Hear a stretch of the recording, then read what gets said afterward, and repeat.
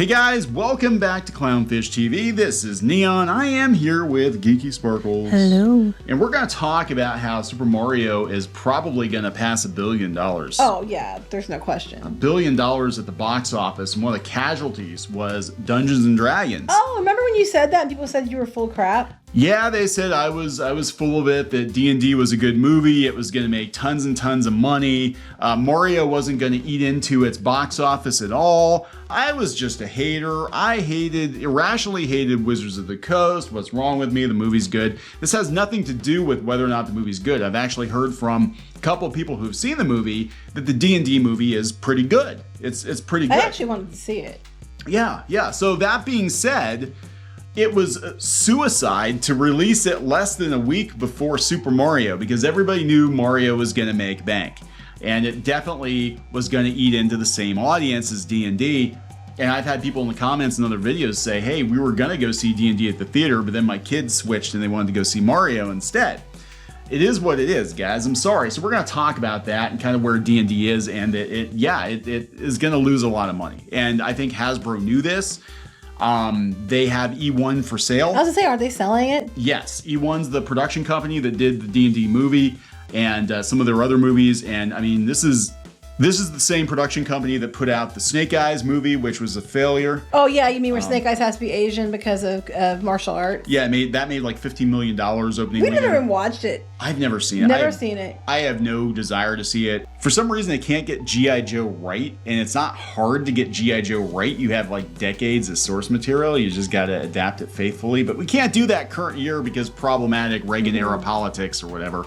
But at least there's Top Gun Maverick. We have that. So anyway, we're going to talk about this. Before we get into it any further, please subscribe for more pop culture, news, views, and rants, guys. Geeky will give you a woohoo if you subscribe.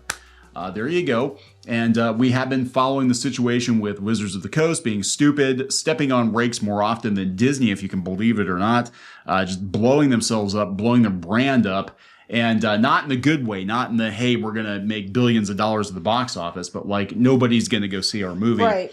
And that's unfortunately what happened here. So this is coming from the Rap Pro, not from Clownfish TV. This is coming from an essential source for entertainment insiders from Hollywood.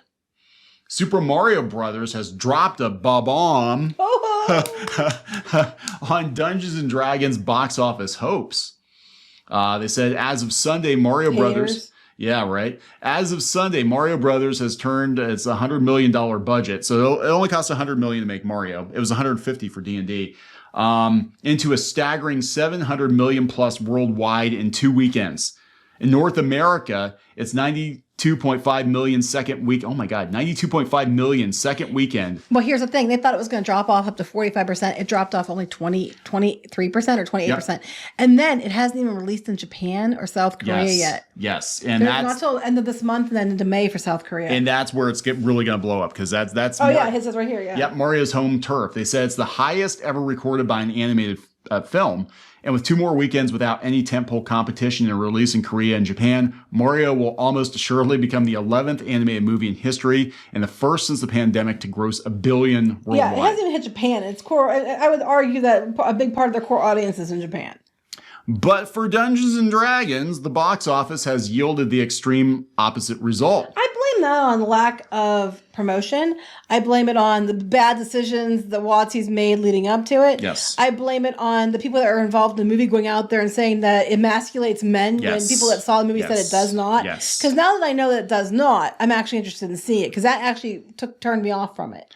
Yeah, Paramount tends to look, for the most part, Paramount tends to learn from its mistakes more than other studios. I will give them that. They're the ones who fixed Sonic. They're the ones who fixed Star Trek Picard. The 3rd season's actually what fans wanted. If it had been that show from the beginning. I don't know why it wasn't that show from the beginning. Because virtue signal, whatever, idiocy. And, I do believe that someday, maybe, possibly, they can do something good with D&D that'll actually make some money. But they're doing a Paramount Plus show. I don't know how it's going to go, but anyway. But they did it to themselves. The reason it didn't do well is it's their own fault. I would argue that they could have done much better had they not made those mistakes. Back in the day, interviews with people behind movies and TV shows were basically relegated to fanzines and, Starlog magazine and stuff like that. And even back then, they didn't get crazy political. Right now, with the internet, all these people have all these opinions and they broadcast those opinions.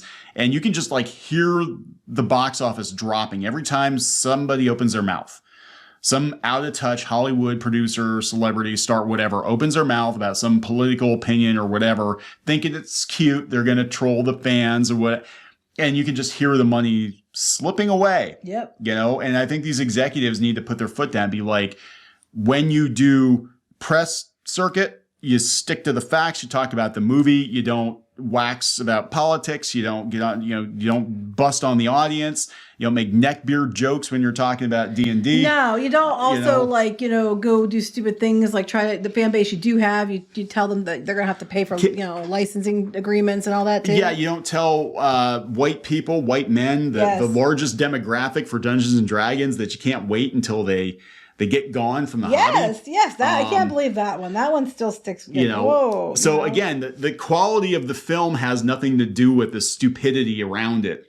And that's, I think, why it's paying dearly. Plus, Mario just ate it. It was stupid. It was stupid to release it right before Mario. So they said, it has a $150 million production budget before marketing. The fantasy adventure has grossed just $74 million domestic and $157 million worldwide after 3 weekends in theaters. In general, films at that budget need a global total of around 375 to 400 million to break even.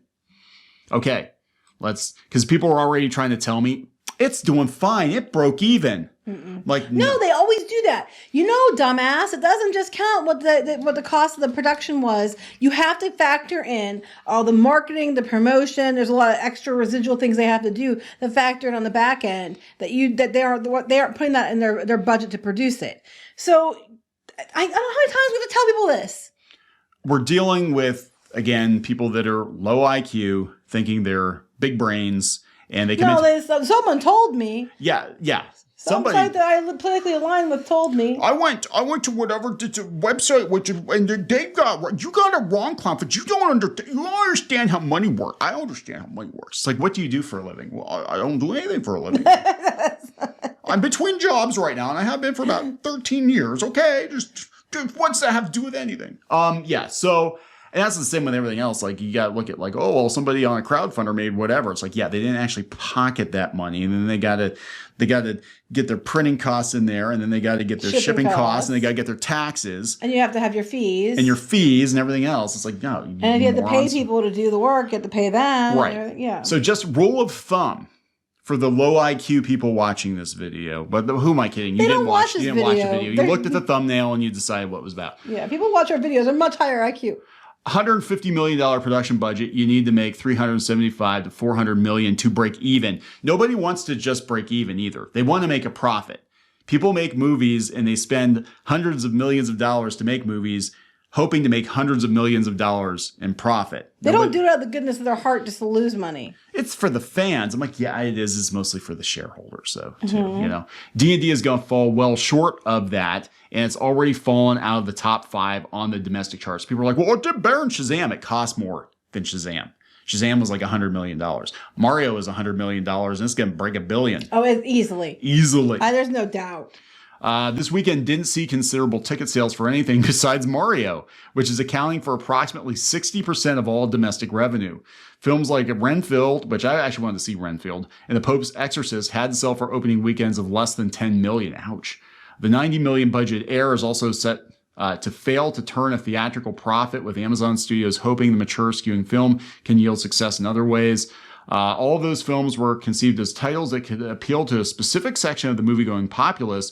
D&D, on the other hand, was an IP-branded spectacle. It was supposed to have a wide swath of moviegoers. Well, it was a wide swath of fans, but the problem is you've lost most of your fans with your poor decisions over the past, several years. Yeah. Now, I did quote Rat before. It did better opening weekend than they thought it was going to do. Yes, which we've mentioned. It still wasn't great, but it did, because they thought it was going to do about 30 million. It wound up doing 38 million or something like that. But so did Mario. They thought it was going to do way less than it did. So they said 2 weeks ago, the column outlined the ways in which D&D could succeed or fail the goal. And since Easter weekend, the box office has played out largely as we predicted in the worst case scenario. And they said that there are two ways this could go. It could be that D&D becomes an alternative to Mario that older audiences that was never going to happen. Because everybody that would be your D&D audience, a lot of them grew up with Mario also. Yeah. And they have kids now, and they're taking their kids to see Mario. When you told me D&D was going against Mario, I knew right then there was no question. Mario Bros is going to kick D&D's ass. It was like there's not even a hard thing to think about here. They said in order for D&D to have hopes of legging out in April, it needed to turn its word of mouth into long-lasting play among young adults. That hasn't happened. Instead, young adults went to Mario. They all went to Mario. They said that. Instead of playing like a family film, because they were expecting it was going to play on par with like a Disney movie or a Pixar movie, whatever. Mario has played since its opening weekend like a 4-quadrant tentpole with the sort of popularity seen only recently with Avatar 2 and Top Gun Maverick. Avatar 2, yeah, okay. I still don't know. Overseas, yes. Overseas, yes. Maverick, yes. Everybody's seen Maverick. I didn't see Maverick, but you guys went to go see it. I did. I went with my dad. Rather than in the Navy. Yeah, there you go. And he worked on airplanes, and he was an airline mechanic. He liked for years. Right? Oh, he loved it. He loved it. Rather than skewing toward families in its second weekend, as can be the case for some animated films, Mario continued to perform evenly during its animation record second weekend. Again, Disney is getting its ass completely kicked by Mario. By Universal and Illumination in general. And when they opened in Florida, my God. Yeah. It's going to be insane. Kids are going to beg their parents to take them to Florida to go see Mario, not Mickey Mouse. And when they open in Florida, Mario's going to be one part. Yes. Of a whole new park with like How to Train Your Dragon. They're talking Zelda now. Universal Monsters. Yeah, well, Zelda would probably be over. The rumor now is, which it was before, and I mentioned before, was Islands of Adventure. They closed Poseidon's Fury. Now, the rumor, which I reported on PNP a while ago, has been for a while now that Zelda was a possibility for that area. There's even like some different things they thought were filed for patents and stuff that could be in play there. It's not unheard of. They've been saying it for a while. They said Spider-Man might go Pokemon before. I don't know if they're going to do that. I could see them retheming the Spider-Man because they probably want to get rid of the Marvel IP and Universal just in case Disney decides to get stupid. I've heard that they're talking about gutting the Simpsons now too. That's a whole nother thing, just to get rid of it. But we have a whole area for that. Okay, anyway. Bring Back to the Future back. Why? That's true. It's huge again. Why?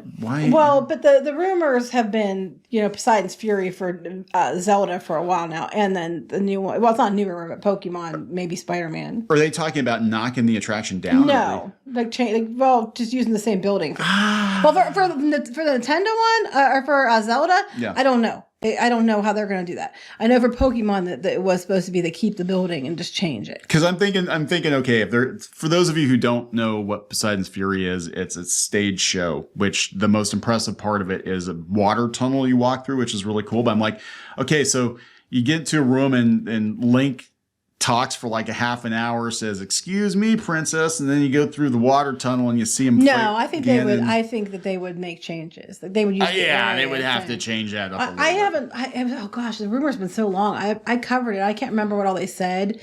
It's not. I have to go back to PNP and look because it was a while ago. I covered it. It's not a new rumor at all. Anyway. Yeah. So anyway, they said that Mario's dominating the pop culture conversation.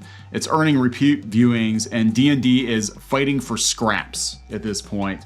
And it's not going to make it. It's not going to make it. Well, we told you. I mean, there's so many reasons why it's not doing great. So yeah, themselves. It dropped out of the top 5 already.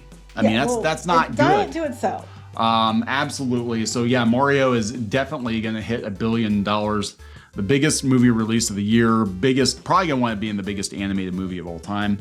And Disney, meanwhile, is losing hundreds of millions of dollars on each of its theatrical releases. Mm-hmm. And Bob Iger seems to think that, hey, this is fine. We're creative. Let's go make a live action Moana. Yeah, I know, right? We're bringing creativity back. Yeah, you guys are going to get your asses kicked. Mm-hmm. Absolutely. So we're going to wrap this up. Yep. Please subscribe for more pop culture news, views, and rants, and we'll talk later. Bye. Help support the channel. Go to thereef.support and get early access to podcasts, videos, and other content. That's thereef.support.